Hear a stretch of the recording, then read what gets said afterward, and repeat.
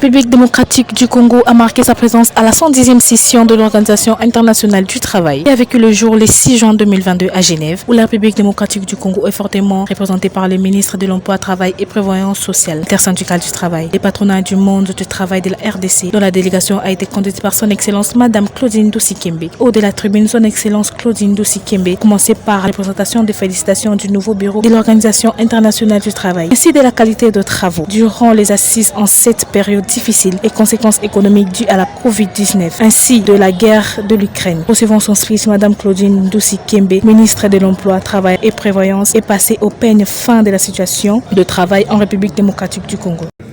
Il me soit permis du haut de cette tribune de présenter mes vives félicitations au président ainsi qu'aux membres du bureau pour leur élection et surtout pour l'excellente conduite des travaux des présentes assises organisées durant cette période difficile marquée par les conséquences socio-économiques dues à la crise de Covid-19 et à la guerre de l'Ukraine.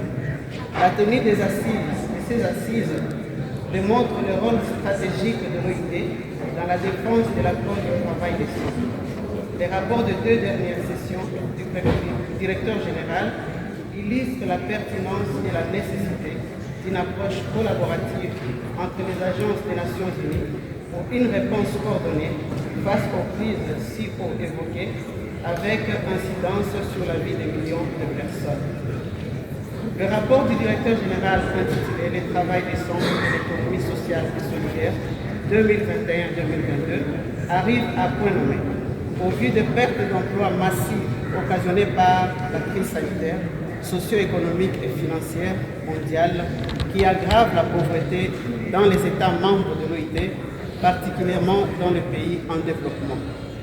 Permettez-moi de rappeler à cette auguste assemblée que mon pays fait face, dans sa partie Est, à des agressions constantes de groupes terroristes.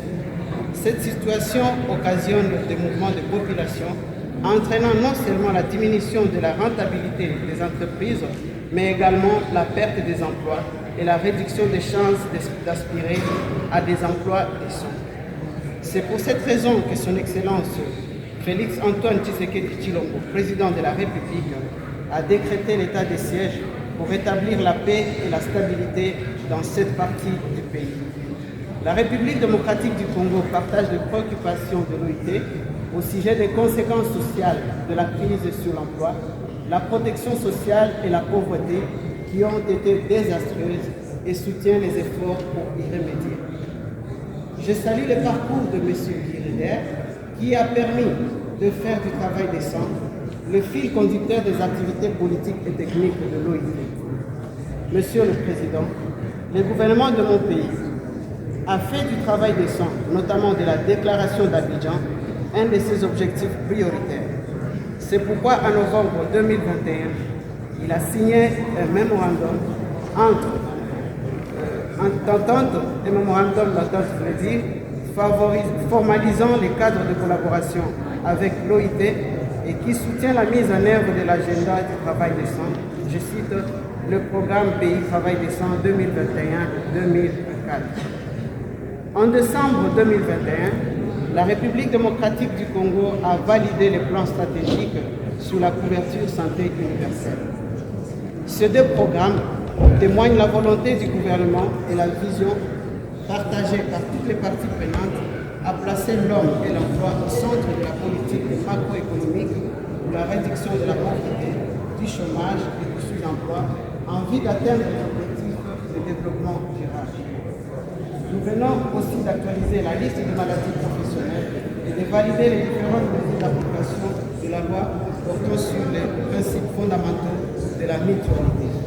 Monsieur le Président, la République démocratique du Congo s'engage à soutenir les efforts de l'OIT pour assurer une bonne coordination des interventions en ces moments de crise où les efforts de chaque État membre sont nécessaires pour réduire les dommages économiques et sociaux, sauver les vies et protéger l'emploi et les revenus.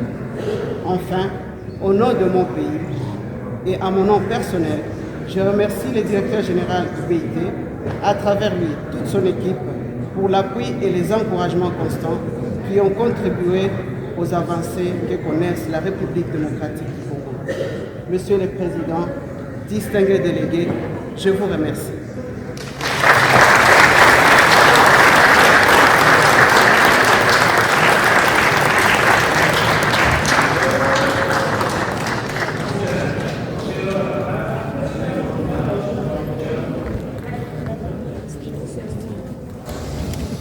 À la sortie, son Excellence Claudine Doussi Kembe, ministre de l'Emploi, Travail et Prévoyance, résume en ces termes. Comme vous le savez, le président de la République démocratique du Congo, Félix Antoine Tshisekedi Tshilombo, ainsi que le gouvernement Sama Lukonde, nous avons mis au centre l'homme.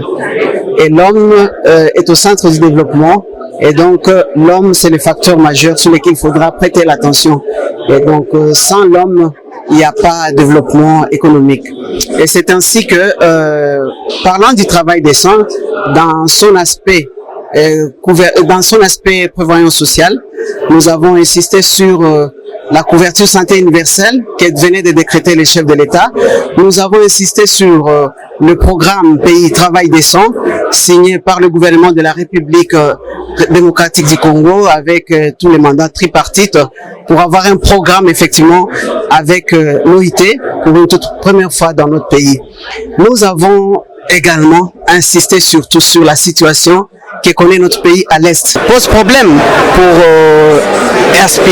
aspirer à un travail décent parce que elle occasionne les déplacements des populations et l'occasionne la perte d'emploi, mais aussi réduit même l'espoir de population pour se trouver un travail décent. Et que le Covid-19, pour nous, c'est vraiment un fléau et qui ne permet pas à ce que le travail ou les travailleurs congolais s'épanouissent comme il se doit. Signalons que les représentants syndicaux ont été honorés en leur octroyant de prix suite à leur engagement en République démocratique du Congo.